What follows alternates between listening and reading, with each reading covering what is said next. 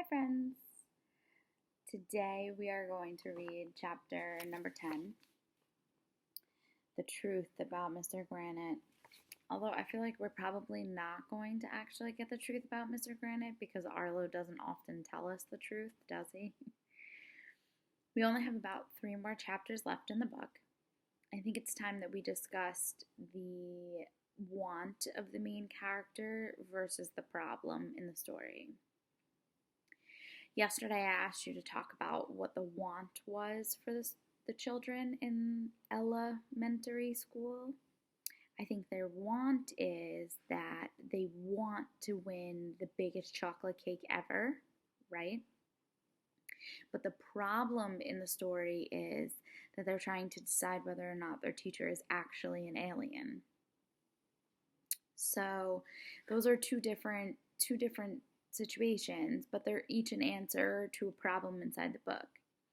Wanting the chocolate cake and becoming this green elementary school is not the big problem or conflict, but it is a problem in the book. And it's definitely what Arlo and his friends want. They definitely want chocolate cake. Okay, so chapter 10. The Truth About Mr. Granite. As it turned out, Mr. Granite didn't have a clock or a bomb inside him. I didn't even hear him tick. That day was perfectly normal, or as normal as it can be when your teacher is from another planet. When the 3 o'clock bell rang, Mr. Klutz made an announcement over the intercom.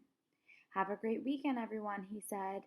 "Next week, we'll find out if elementary school is the greenest school in the county. I can almost taste the chocolate cake now. Oh, and teachers, please stop throwing teacups around the teacher's lounge. Thank you." Me and Michael and Ryan rode our bikes home. We were pretty tired because we had been riding our bikes all day in class. That's when I got the greatest idea in the history of the world. "Hey guys, I know how we can make our school the greenest school in the county." "How?" they asked. "Let's paint it green." "Oh, AJ," Ryan said, "you're a genius." "That's why I'm in the Gifted and Talented program," I said modestly. Everybody agreed that I should get a Nobel Prize. That night after dinner, I told my mom there was a bingo game at school. Michael and Ryan made up excuses at their house, too. Michael bought a bucket of green paint he found in the basement, and Ryan bought some paintbrushes. We rode our bikes and met at the school. "Okay," I told the guys, "let's start by painting the front door." Michael opened up the can of paint. Ryan gave me a brush. I was about to dip the brush in the paint when the most amazing thing in the history of the world happened. A guy jumped out from behind the bushes. "Freeze, dirtbags!" he shouted. "Ah!" we all screamed. It was Officer Spence, the school security guard. He was supposed to protect the school from bad guys and criminals, but not from us. "Let's get out of here," shouted Michael. We hopped on our bikes and pedaled as fast as we could down the street. I never even turned around to see if Officer Spence was actually chasing us. "Phew, that was a close one," Ryan said when we were a few blocks away from the school. "I don't think Officer Spence saw our faces," said Michael. "Let's just go home," I said. Just as we were about to turn the corner, I realized something. This was Mr. Granite Street. "Let's go over to Mr. Granite's house first," I suggested. "Maybe we can catch him taking his face off."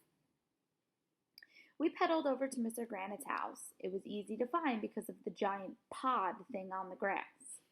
There was a light on inside the garage. We parked our bikes across the street and tiptoed over to the garage like secret agents. It was way cool. "Shh," Ryan whispered. "Nobody scream if he actually peels his face off." We peeked between the cracks in the garage door. Look at them riding away from the school. I like that the picture's all black and then you can just like see their eyes, right? Isn't that awesome? "Do you see anything?" Michael whispered. "Look," Ryan whispered back. "Mr. Granite is in there." Yeah, over on the left, I whispered. What's he doing? Ryan whispered. It looks like he's building something, Michael whispered. And you'll never believe in a million hundred years what we saw Mr. Granite building over there. I'm not going to tell you. Okay, I'll tell you. But you have to read the next chapter to find out. So, nanny, nanny, boo, boo. See you tomorrow, friends.